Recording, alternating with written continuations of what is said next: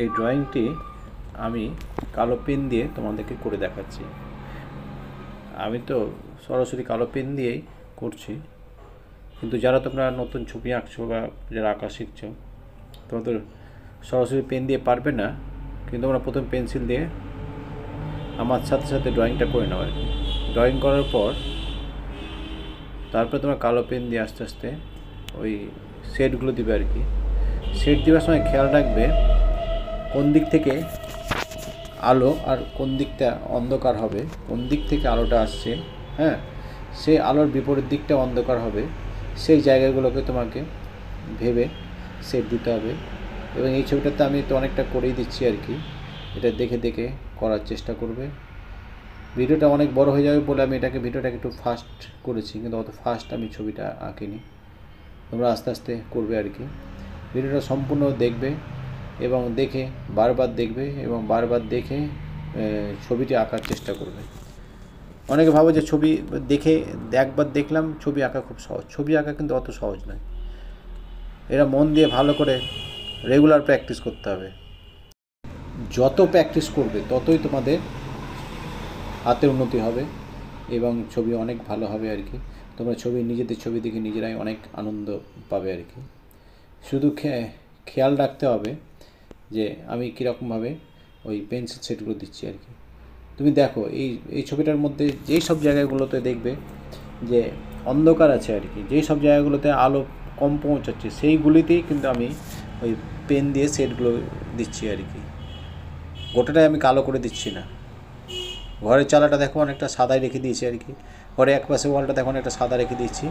ওই জায়গাগুলো কিন্তু তোমার ওই একদম এতটাই আলো পড়েছে যে ছবিটা ওই সব জায়গাতে কোনো কালার দেখা যাচ্ছে না আর কি, যেহেতু এটা ব্ল্যাক অ্যান্ড হোয়াইট ছবি ওই জন্য আর কি। তো এইটা কি, ওটা সম্পূর্ণ সেট দিলে হবে না, সেটটা বুঝে দিতে হবে। তুমি যদি সঠিকভাবে তুমি সেট বা ড্রয়িং যদি সঠিকভাবে করতে পারো তাহলে ছবি এমনিতেই তোমাকে ভালো লাগবে এবং ড্রয়িংটা তোমাকে সবসময় ভালো করে করতে হবে। পাশে যে আমি যে খেজুর গাছটি যে করছি আর কি, খেজুর গাছে খেয়াল রাখতে হবে, খেজুর গাছে তোমাকে চোখ বন্ধ করে ভাবতে হবে যে খেজুর গাছের পাতাগুলি কেমন হয়। সব খেজুর গাছের আর নারকেল গাছের পাতা আর সুপারি গাছের পাতা কিন্তু এক হয় না। খেজুর গাছের পাতাগুলো কিন্তু ছোট ছোট হবে, এটা তোমাকে কিন্তু খেয়াল রাখতে হবে।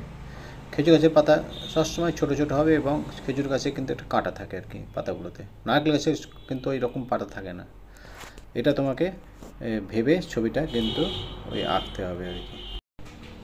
আমি কিন্তু একটা সাধারণ জেল পেন, কালো জেল পেন আর কি, যেটা ওয়াটারপ্রুফ, সেই কালার ব্যবহার করেছি। ওয়াটারপ্রুফ এই কারণে ব্যবহার করেছি, যদি আমি মনে করি এটাতে একটা হালকা কালারের টোন দিয়ে দেবো, পাতাগুলো একটু গ্রিন কালার করব, আকাশটা একটু ব্লু কালার করব, তো ওয়াটারপ্রুফ করার জন্য এই লাইনগুলো আর ফেটে ফেটে যাবে না আর কি।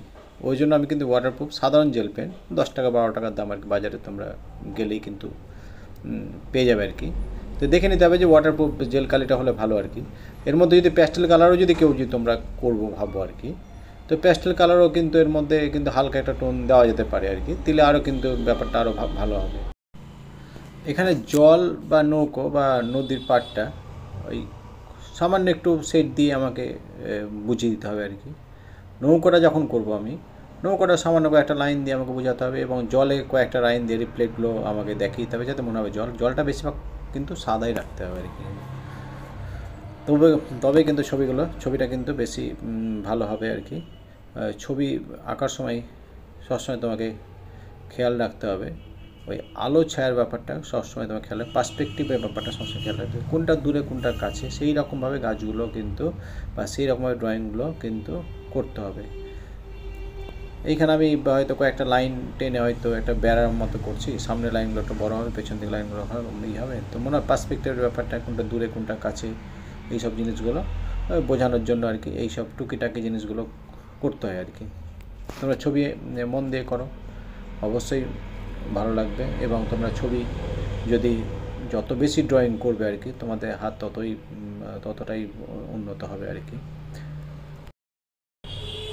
ছবি আঁকতে গিয়ে তোমরা তাড়াহুড়ো করবে না, ছবিটাকে সবসময় মন দিয়ে করবে। যে কোনো কাজে কিন্তু তাড়াহুড়ো না করাই ভালো। পড়াশোনা করলেও তোমাকে মন দিয়ে পড়াশোনা করতে হবে আর কি। তো পড়াশোনার ফাঁকে ফাঁকে তোমাকে এই ছবিটাকে অবশ্যই রপ্ত করতে হবে। আজ থাক।